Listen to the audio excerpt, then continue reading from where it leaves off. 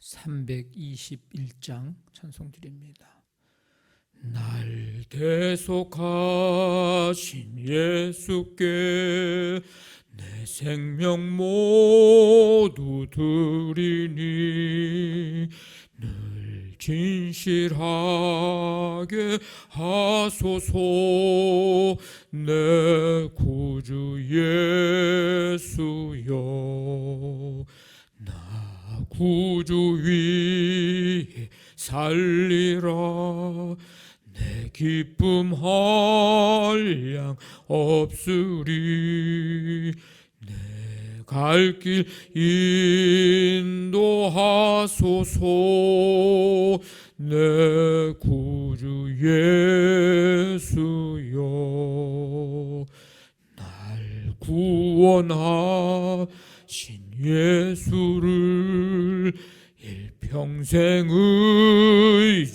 의지하오니 날 영접하여 주소서. 내 구주 예수여,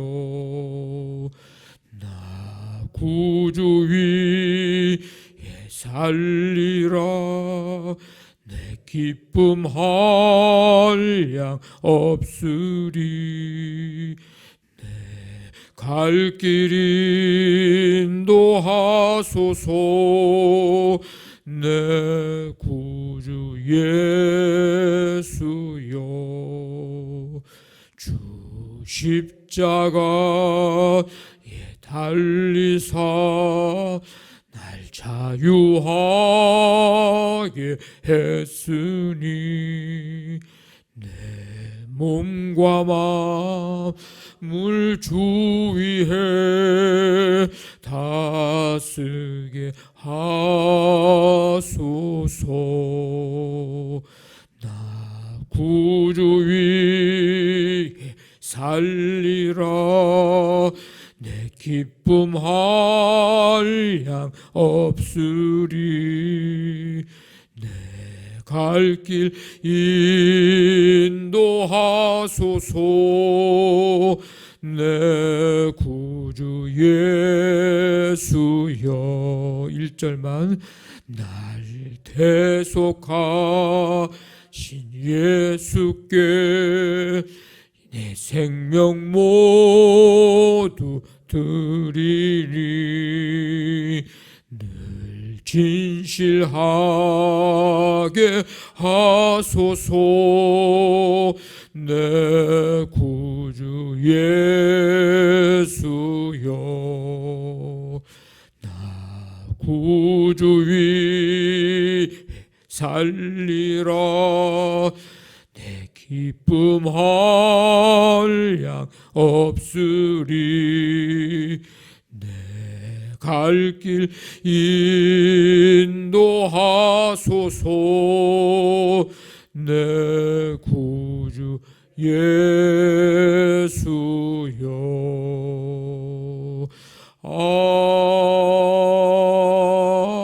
아멘.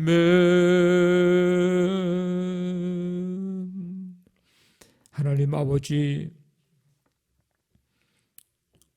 주님의 은혜와 사랑으로 오늘도 하루의 삶을 맞이하며 이 시간 주님 앞에 나와 찬송드리게 하심을 감사드립니다. 늘 진실하게 하소서. 나 구주 위에 살리라. 주님 앞에 고백하고 찬송하며 우리의 마음을 주님 앞에 드릴 수 있는 은혜의 시간 허락해 주시니 감사를 드립니다. 아버지 하나님, 이 찬송의 고백대로 그렇게 살아갈 수 있도록 성령님 우리를 붙드시고 인도해 주시기를 원합니다.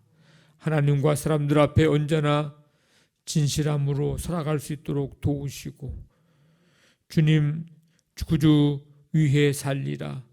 우리가 살든지 죽든지 내 안에서 나를 통해 내 삶을 통해 그리스도가 존귀히 되는 삶 살아갈 수 있도록 함께해 주시기를 원합니다. 아버지 하나님, 오늘도 하루의 삶을 시작하며 주님 앞에 찬송드리고 말씀 듣고 맡기며 기도하며 나아갑니다. 우리에게 담대함과 주님 은혜와 능력을 덧입혀 주시어서 오늘 하루도 믿음으로 살아갈 수 있도록 도와주시고 주님의 영광 나타내며 그리스도의 향기 아름답게 드러낼 수 있도록 인도해 주시기를 간절히 원합니다.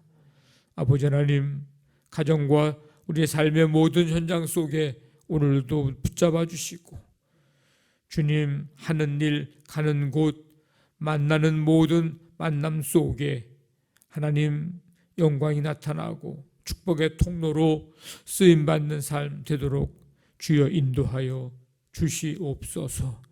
치유와 회복의 은혜를 베풀어 주시고 날마다 예수 그리스도 바라보며 소망 가운데 아버지 살아갈 수 있도록 우리에게 은혜를 베풀어 주시옵소서.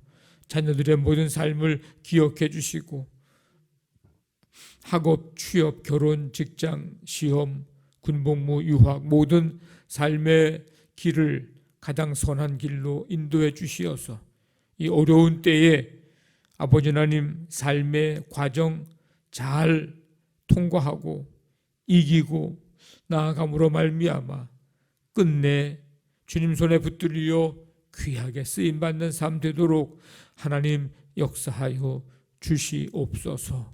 오늘 한날의 모든 삶을 주님께 맡기며 예수님의 이름으로 기도하옵나이다. 아멘.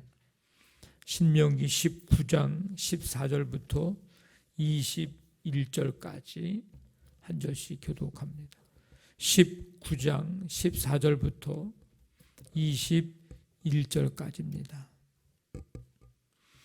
내 하나님 여호와께서 네게 주어 차지하게 하시는 땅, 곧 내 소유가 된 기업의 땅에서 조상이 정한 네 이웃의 경계표를 옮기지 말지니라.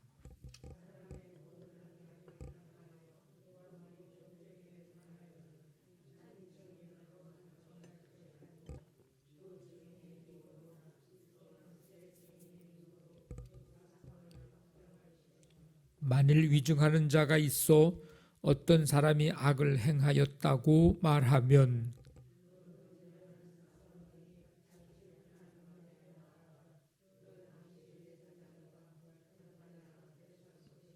재판장은 자세히 조사하여 그 증인이 거짓 증거하여 그 형제를 거짓으로 모함한 것이 판명되면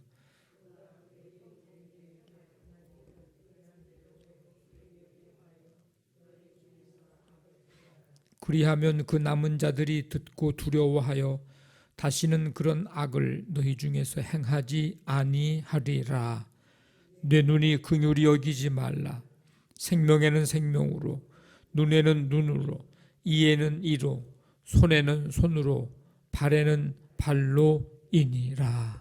아멘.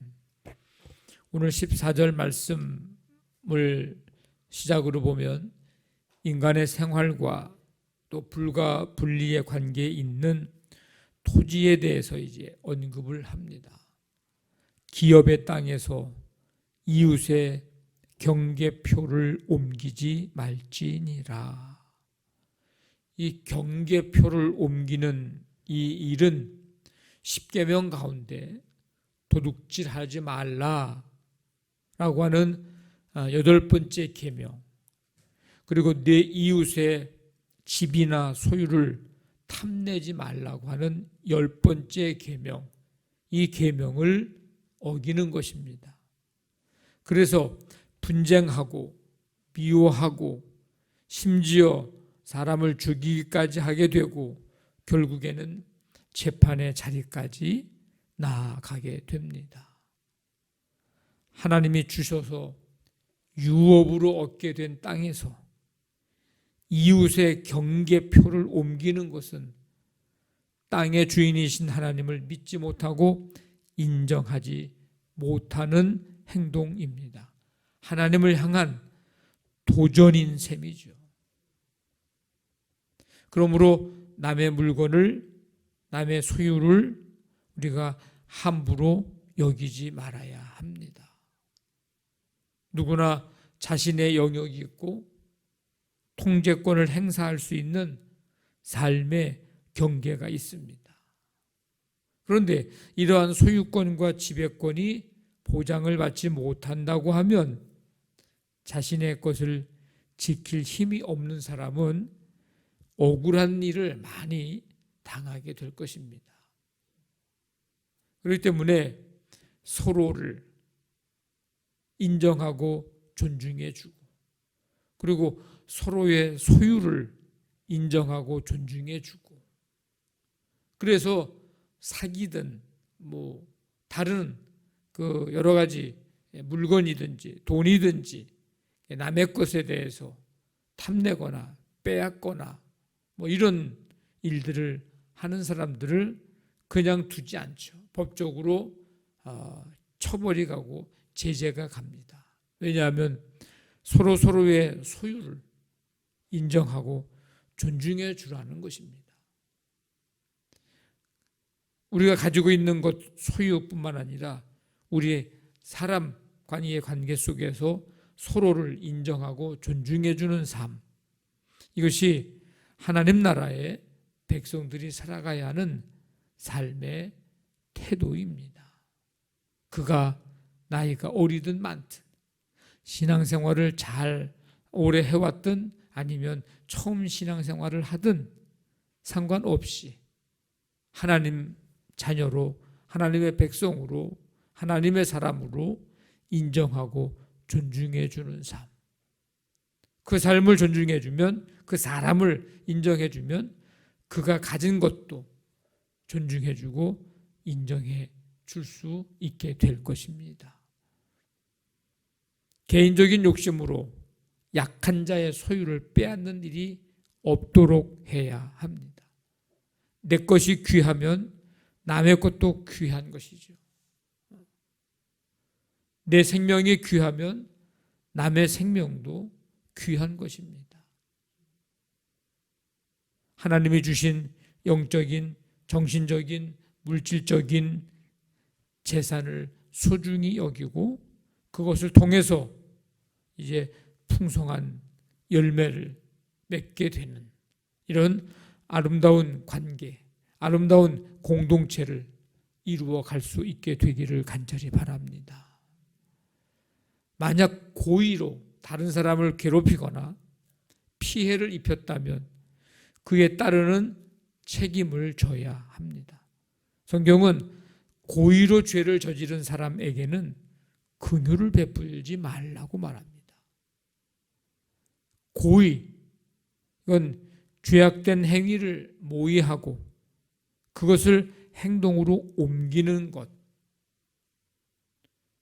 더 나아가서는 그런 행위에 대해서 전혀 뉘우침이 없는 것.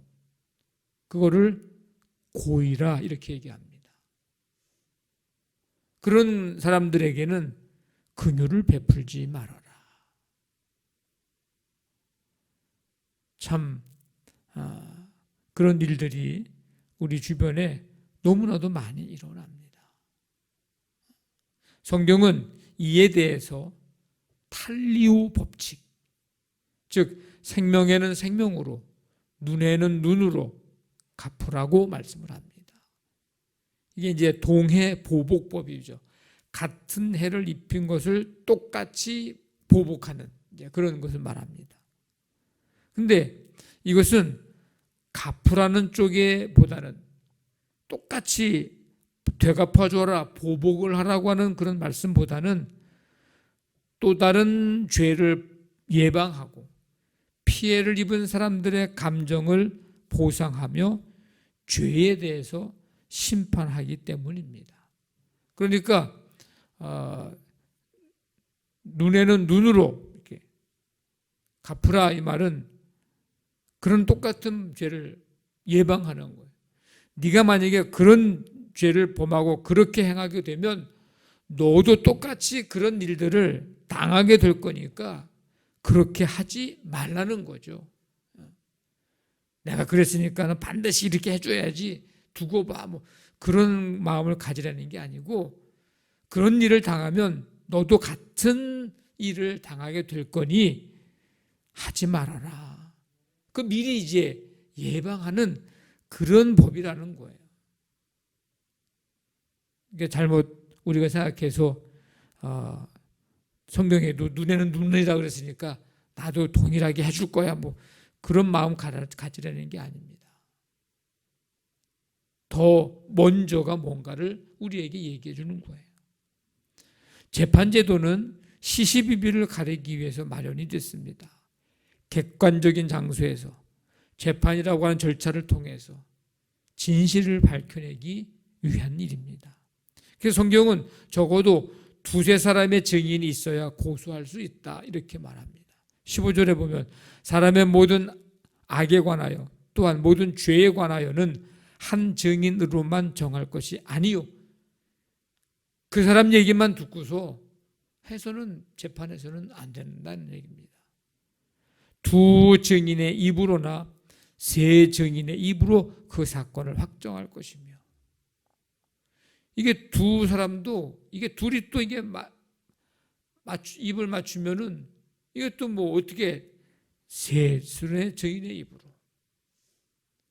그러니까 한쪽 얘기만 듣고 판단해서 그럴 거다 이렇게 여기고 재판하지 말고, 이 사람 얘기도 듣고 저 사람 증인도 듣고 세 번째 사람 얘기 증인도 듣고, 그래서 잘 들어보면 뭐가 진실인지를 알게 된다.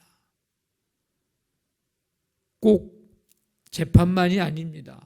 여러분들이 신앙생활하면서 만나서 얘기하고 그럴 때 누가 뭐라 그러더래, 너가 그랬대, 그러면 그 사람 말만 듣고 그게 진실인 것처럼 그렇게 받아들이지 말고, 그래?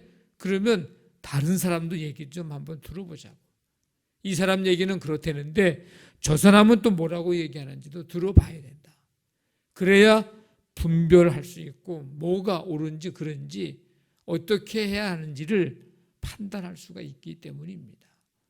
만약에 솔로몬이 자기가 깔고 뭉겨 죽인 사람, 그 엄마 얘기만 듣고서 재판했으면 재판이 아마 공의롭지 못했을 거예요.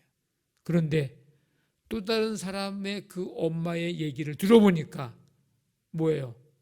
이게 이 사람 지가 아들 죽여놓고 이 다른 엄마의 얘기를 자기 애라고 이게 속이고 우기고 있구나, 이게 금방 드러나잖아요.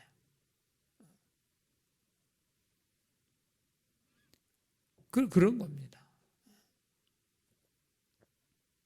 그러니까 너무 그 사람이 하는 말에 대해서 한 사람 얘기만 듣고 덜컥 믿지 말고 여러 사람 얘기를 들어봐야 된다. 또 여기 보니까 거짓 증언을 하지 말아라. 16절부터 19절 보면 만일 위증하는 자가 있어 어떤 사람이 악을 행하였다고 말하면 그 논쟁하는 쌍방이 같이 하나님 앞에 나아가서 당시의 제사장, 재판장 앞에 설 것이요, 재판장은 자세히 조사하여 그 증인이 거짓 증언하여 그 형제를 거짓으로 모함한 것이 판명이 되면 그가 그의 형제에게 행하려고 꾀한 그대로 그에게 행하여 너희 중에서 악을 제해라. 인간은 이기적인 목적 달성을 위해서 또는 자신의 지위를 잃을지도 모른다는 두려움 때문에 쉽게 거짓말을 합니다. 사탄은 거짓의 압입니다. 거짓말을 통해서 진실을 왜곡합니다. 하나님이 가장 싫어하시는 것 가운데 하나가 바로 이거예요.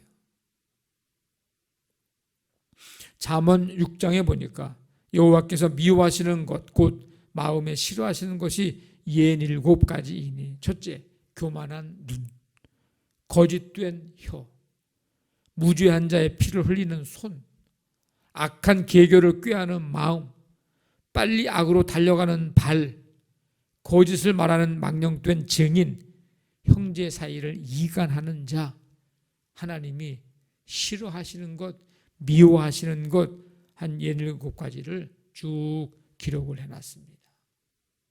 거짓된 혀, 거짓을 말하는 망령된 증인, 형제 사이를 이간하는 자, 다 이게 거짓과 관련된 그런 얘기들입니다. 우리가 살아가는 날 동안 거짓의 아비, 사단의 종노릇 하지 말고 하나님과 사람들 앞에서 언제나 진실한 삶 살아갈 수 있게 되기를 주님의 이름으로 간절히 축원합니다. 아멘. 말씀 붙잡고 기도하시고 우리 교회를 위해서 오늘도 우리 삶에 하나님 동행해 주시고 붙잡아 주시고 특별히 우리 자녀들의 삶을 인도해 주시며 치유와 회복의 은혜 베푸시고 이 나라와 북한 땅과 세계 열방을 긍휼히 여기시고 하나님 나라 이루어가고 우리 교회가 우리가 쓰임받고 하나님의 영광을 나타내게 해 주옵소서. 우리 간절한 마음 가지고 우리 함께 기도합니다. 하나님 아버지 감사합니다. 오늘도 주님의 은혜 속에 주 앞에 나와 찬양과 경배드리게 하시고 오늘 말씀을 통해서 하나님 우리의 삶에 어떤 자세, 어떤 모습으로 살아가야 하는지 깨닫게 해주시니 감사합니다. 아버지 하나님 다른 사람의 소유, 다른 사람을 존중해주고 인정해주고 아버지 그렇게 살아갈 수 있도록 그래서 아름다운 공동체를 이루어가며 아름다운 관계, 만남을 아버지 이루어가는 우리의 삶 되기를 원합니다. 두세 증인의 말을 듣고 잘 재판해야 된다. 판결해야 된다. 하나님이 싫어하시는 것 무엇인지 오늘 말씀을 통해서 듣고 깨닫게 해주시니 감사합니다. 언제나 하나님과 사람 앞에 진실한 삶을 살아갈 수 있도록 우리를 하나님 마음과 생각을 붙드시고 인도하여 주시옵소서. 이 시간 간절히 말씀 듣고 기도하는 성도들 또 하루의 삶을 주께 맡기며 나아가는 성도들의 삶을 인도해 주시고 오늘도 주님과 함께 동행하는 복된 하루가 되게 하여 주옵소서.